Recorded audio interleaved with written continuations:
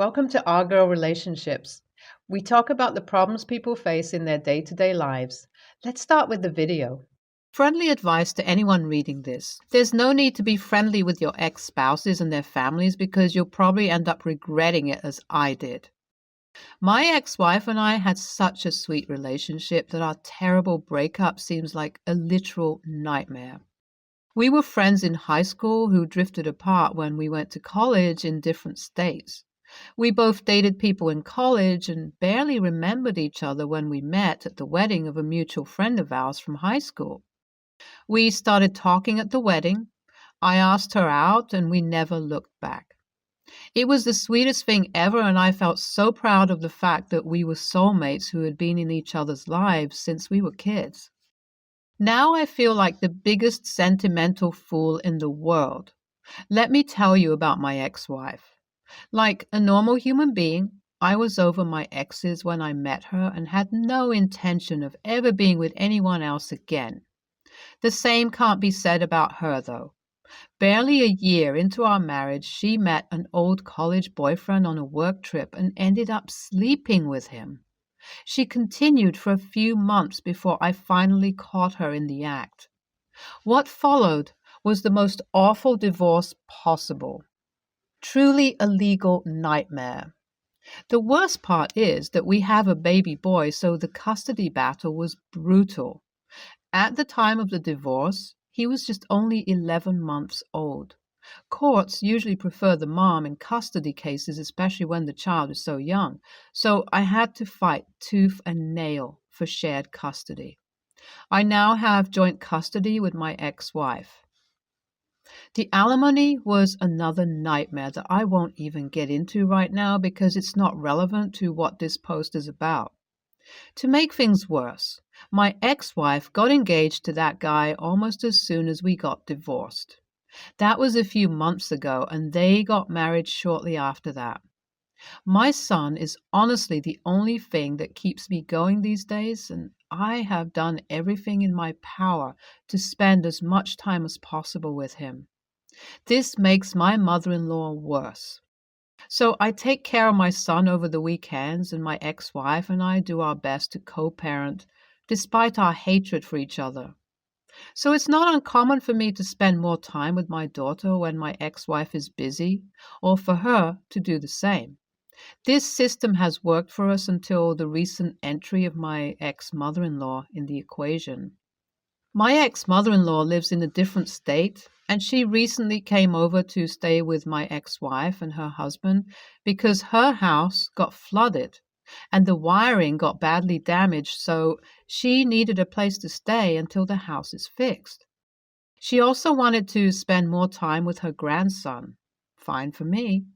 I don't mind her spending time with my son when they're all at my ex's house anyway. The annoying part is that she's going back in a few weeks and keeps pestering me to let her spend time with my son at my place as well so they can bond. I've told her multiple times that I'm not comfortable with that, but she has been pretty relentless. My ex had been her usual annoying self and told me that it was up to me what I say to her mom. Last week, my company had some major layoffs after a change in management. I'm lucky that didn't leave my job, but for the next few months, work is going to be insane. I've told this to my ex-wife, and we talked about the baby's living arrangements whenever I'll have to work on the weekends. I had one weekend off before work kicked in.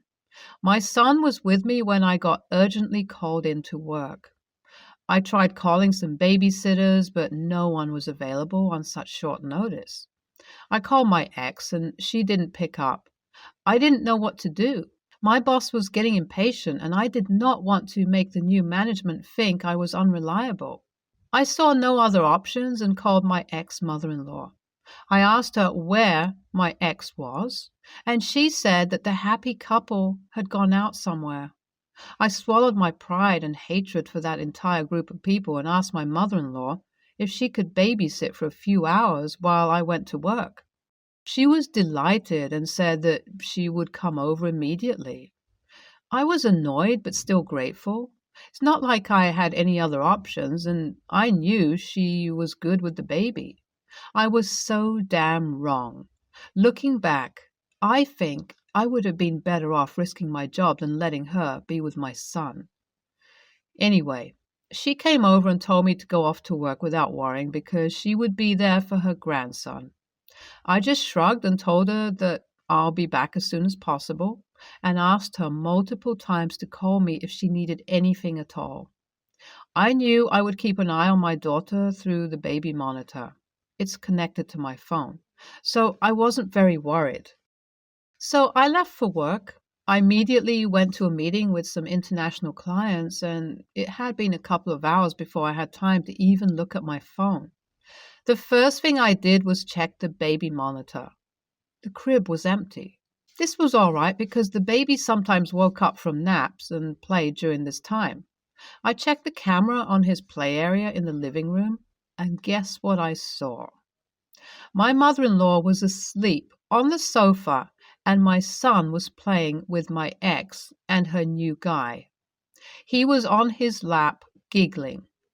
On my couch, in my own damn house. I could practically feel my blood boil. What were these people doing in my house? I told my boss that I needed to go home to my baby and that it was an emergency. I'm sure under ordinary conditions they wouldn't have let me go, but I think they could see how angry and determined I was. I immediately went home. I rang the doorbell and my ex-wife opened the door, looking like a deer caught in headlights, absolutely terrified. I ignored her and walked into the living room and grabbed my son from that other guy. My ex came into the room looking terrified. I asked her what the hell was going on. She told me to calm down and that she can explain everything. She told me that my mother-in-law got a little wine drunk when the baby was napping and didn't know what to do when he woke up earlier than expected. She was too drunk to handle him by herself and called up my ex asking for help. My ex was on a date with her husband and they rushed in. She told me that she thought they would be gone by the time I came back and that I would never find out. I was absolutely furious. I told her I have every right to know what was going on with my son in my own house. I had gone out on a limb and agreed to let my mother-in-law babysit after she had annoyed me relentlessly about bonding with her only grandchild. If getting drunk and jeopardizing my son's safety was her idea of babysitting, I had nothing to say to her. Not to even mention that she had the audacity to invite my cheating ex-wife and the guy she cheated with into my home in my absence. It took everything in me not to scream my lungs out at them because I didn't want to scare my son. To make matters worse, my outstanding ex-mother-in-law was barely out of her drunk power nap as I was saying all this. I told my ex-wife to get the hell out of my house before I called the police on all of them, and they left in a hurry. She tried to reason with me and get me to calm down, but I didn't want to listen to a single word. I'm still shaking with anger as I'm writing all this. I want to sue my mother-in-law for negligence, but I don't know if that would be going too far. Not to mention, I really don't want to get in more legal trouble after all that happened during the custody battle. Thanks for taking my side, guys. To answer a few questions, no, I obviously didn't know anything about my ex-mother-in-law and her possible drinking problem. I don't even know if she has a drinking problem, but I mean, would she really do what she did if there wasn't something more deep-rooted involved? I really don't think so. I would ask my ex-wife, but I obviously don't want to talk to her right now. This whole thing has also happened at such a complicated time in my career. Any other time I would have taken time off work and kept my son with me till my ex-mother-in-law is out of my ex's house, but that's just not possible right now. I still am considering suing my ex-mother-in-law for negligence, but for reasons that I've mentioned in my original post, I am really wary of any legal procedures. I'm not letting this go in any way whatsoever, though. After I calm down a bit, I intend to have a serious conversation with my ex-wife. If her mother does have a drinking problem and she didn't inform me, knowing that I was leaving our son alone with her, she will definitely pay for it. I've had the most horrifying conversation with my ex-wife. I confronted her about what happened last weekend, and I am considering taking legal action against her mother because I'm really not okay with whatever happened. She broke down crying, saying that her mom has been struggling with drinking and she couldn't handle the stress of a lawsuit, and begged me not to do this. I don't know what she expected by saying this, but it just made me angrier. It proved my suspicions that she knew that it was not safe, but allowed her mom to spend time with our son alone. I told her that this made her equally guilty and she would definitely pay for it. I told her I have proof, thanks to the baby cam, and that it would be an easy win because of how serious the issue is. I guess she felt backed into a corner because, as a last-minute plea to win me over, she said she would give up our joint physical custody and give me sole physical custody if I don't sue her mom. I've been really conflicted ever since. I know I shouldn't look past what my ex-mother-in-law did, but the baby is safe and I can guarantee that she won't ever be alone with him again. On the other hand, having sole custody would be a dream come true. If I have my son with me, I wouldn't even mind looking for a different job that will allow me to spend more time at home or even try a work-from-home job. I'm in tech, so that really wouldn't be that difficult at all. Any advice would be appreciated. Thanks to those of you who responded. I've decided to accept my wife's deal. Transferring custody is a complicated process, but I'm up for it. I can't wait to have my son live with me full time. I'm already thinking of what changes I need to make around the house. I'm glad you're happy about accepting your ex-wife's little agreement, but I think you shouldn't have let this go so easily. Maybe make it a condition that your ex-mother-in-law is not allowed to be in your son's life until she has gotten the drinking under control. Just a suggestion. It warms my heart to see the love you have for your son. Don't listen to people trying to make you feel guilty about taking your ex's deal. As you said, your ex-mother-in-law will never get a chance to harm the baby again, and you get sole custody, which is awesome. I'm 17, female. My aunt, 49, female, is 7 months pregnant with a baby girl. Me and my mom flew down to visit her and host a baby shower for her, during which there was a game where people tried to make the weirdest baby name. It wasn't meant to be a hurtful activity, so no real names. More of a ha-ha, wouldn't it be funny to name your kid Imperator Nero Claudius, Divi Claudius, Filius Caesar Augustus Germanicus? It was all going well until my aunt made an offhand comment about my own name being weird. After reading all of the names, she laughed and said, "Well, if I want a weird name, I can just do what OP's mother did," in front of all the guests. Me and my mom kind of paused and asked her what the hell she meant by that. My aunt responded that while my name is certainly unique, she wouldn't want to name her baby something so difficult and weird. Now, to give her some undeserved credit, my name is long. I'm biracial, as well as her kid be, and my parents decided to give me very ethnic names from both countries along with a hyphenated last name. Is it annoying sometimes? Yes, but me and many people who have met me think that my name, while long, is very pretty. Things wrapped up pretty soon after that, with my mom taking me aside and explaining that while it was a bitchy thing to say, we cannot yell at her because God knows we don't need more family drama. Fine, I won't yell. But there was no way I was letting that slide. So for the rest of our stay, I decided to help my aunt out and make sure her baby's name wasn't weird and complicated by suggesting some common names that everyone knows. For example, Clorox, Speculum, Cyanide, Marijuana, Windows 11, Boaty McBoatface, McDonald's. Apparently yelling wasn't the only way I could have made family drama, because Lord, did it come down. Her husband even made some of his own choice names for me. However, after getting home yesterday, I began realizing that it might have not been the nicest thing to do to a pregnant woman over a small comment that I could have easily brushed over. So, Reddit, AITA, info. Yes, my 49-year-old aunt is pregnant. She did IVF with her husband. She's also postmenopausal. It was not an accident. I'd say ESH if she hadn't insulted your actual name in front of a whole party. If she had said, I don't want a name that is complicated and hard to spell, pronounce, like so and so's name, because it may be hard for the kid at a young age, it would be rude still, but far less pointed.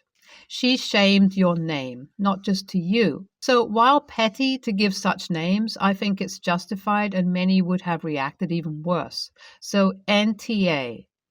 Windows 11 is my fav. I would have brought in words from other languages that may sound pretty but mean awful things, which could be bad if they didn't look them up and chose one, LOL. NTA, some pushback here is appropriate. But you did say she's 49? Holy moly, that's a high-risk pregnancy. It's entirely possible it's hitting her pretty hard, and that has something to do with how disagreeable she is. Also, at 49, a pregnancy is either very, very planned or a totally unexpected thing, and she might be having big feelings about it either way. Try not to take it too personally. That doesn't mean you should have to put up with it, just that maybe it's okay not to let it bother you. I feel like crap right now, but here we go. I work for a pretty pretentious company where everyone tries to kiss the boss's ass. We have a huge holiday party every year. It is always a fancy venue, cocktail attire, and great food. When I first started working there, it was something I was excited to take my wife to, but it is now something I dread. My wife gets herself so stressed over it that she is miserable for weeks leading up to it. She agonizes over what to wear, always goes over budget, and spends the whole day on hair and makeup. Then when we get there, she honestly embarrasses me. And again, I feel like crap. Every year she tries so hard to befriend my boss's wife, who clearly wants nothing to do with her and literally looks at her husband like, save me. I always feel my boss is laughing at me. Then she spends the next couple of days making fun of my boss's wife and calling her a bitch, which I'm terrified is going to get back to them because you know how gossip works. It's all very hard for me to watch. I have tried to talk to her about her behavior, but she gets defensive and nothing changes. This year, I just couldn't take it. I told her there wasn't going to be a party, just a lunch during the workday for employees only. My plan was to go alone and make an excuse for her. I hate lying, but I felt I'd given her multiple chances to change her behavior. So what am I going to do? At this point, she is hurting my career and hurting herself mentally. Unfortunately, she found out and is obviously furious. She feels I took away a huge night from her and is very hurt that I am embarrassed by her behavior. ESH. She is hurting your career, full stop. Causing problems with your boss's wife, even unintentionally, is an issue, and one you have pointed out to her and she chose to ignore and continue with. She is an AH for not working on fixing her behavior to not cause problems. However, you lied to her. It was to save her feelings, sure, and I commend you for that. But you knew that she really loved dressing up for this event. You needed to tell her that she wasn't coming this year, but exchange it for a date at a very upscale restaurant instead so that she can take time to get dolled up. Based on your post, the chance to look good and show off in front of others may be what she really wants. NTA verdict isn't going to help piece back the damage to the marriage that her behavior and your lying has done. She's going to resent you moving forward, but maybe she won't want to go in the future, so you sort of win in that regards. I guess you thought you were sparing her feelings, as well as your job, but ended up hurting her worse than you being up front. It sounds like she's trying way too hard and is doing the exact opposite of helping you. When speaking to her, were you vague, speaking in general terms on why her behavior was inappropriate, or were you giving specific examples?